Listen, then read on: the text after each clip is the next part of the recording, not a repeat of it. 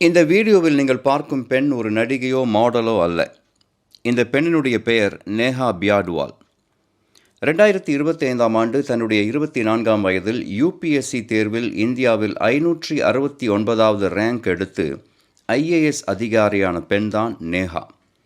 வெற்றியின் உச்சத்தை அடைவதற்கு நேஹா எடுத்துக்கொண்ட கடின உழைப்பு, விடாமுயற்சி, கவனச்சிதறல் இல்லாத ஏக மனம் போன்றவைகளெல்லாம் இன்று இவருக்கு புகழாரம் சூட்டி கொண்டிருக்கிறது. ராஜஸ்தான் மாநிலம் ஜெய்ப்பூர் நகரத்தில் பிறந்த இவர் வளர்ந்ததெல்லாம் சத்தீஸ்கர் மாநிலத்தில்தான். வருமான வரித்துறையில் ஒரு மூத்த அதிகாரியான இவருடைய தந்தை ஸ்ரவன்குமார் தான் நேஹாவை சிவில் சர்வீஸ் தேர்வு எழுதி ஐஏஎஸ் அதிகாரியாக வேண்டும் என்று ஊக்குவித்தார். இதற்காக நேஹா செய்த ஒரு காரியம்தான் இப்பொழுது இணையதளத்தில் அதிகமாக பேசப்படுகின்றது.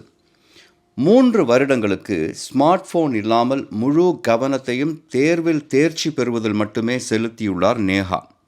அதனால்தான் இவருக்கு இந்த பெரிய வெற்றி கிடைத்துள்ளது. ஸ்மார்ட் போன் இல்லாமல் நம் வீட்டு பிள்ளைகள் 3 மணி நேரம் கூட இருக்க முடியாத நேரத்தில்தான் இந்த பெண் இப்படி ஒரு சாதனையை சாதித்துள்ளார். சின்ன வயதில் நேஹாவுக்கு வழக்கறிஞர் ஆக வேண்டும் என்றுதான் ஆசை இருந்தது. ஆனால் அவருடைய தந்தை தான் அதிலிருந்து ஐஏஎஸ் என்ற கனவை அவருக்கு கொடுத்தது. சினிமா எல்லாம் பார்த்து நீதிக்காக போராட வேண்டும் என்று நினைத்து வக்கீல் ஆக வேண்டும் என்று விரும்பினேன். ஆனால் ஒரு நாள் என் தந்தை என்னை அருகில் அழைத்து உட்கார வைத்து ஒரு படத்தை காண்பித்தார். அந்த படத்தில் குப்பை மேடோ மலையோ போன்றது ஒரு படம், சரியாக நினைவு இல்லை. இந்த மலை உச்சி தான் நீ ஏற வேண்டிய உயரம்.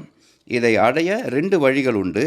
ஆனால் இதற்காக மிக கடினமான பாதையை நீ எடுத்துக்கொண்டால் என்னால் உனக்கு உதவி செய்ய முடியாது. நான் சொல்வது போல கேட்டு நடந்தால் உன்னால் எளிதாக இந்த உயரத்தை ஏற முடியும் என்று தகப்பன் பெண்ணுக்கு சொன்னார்.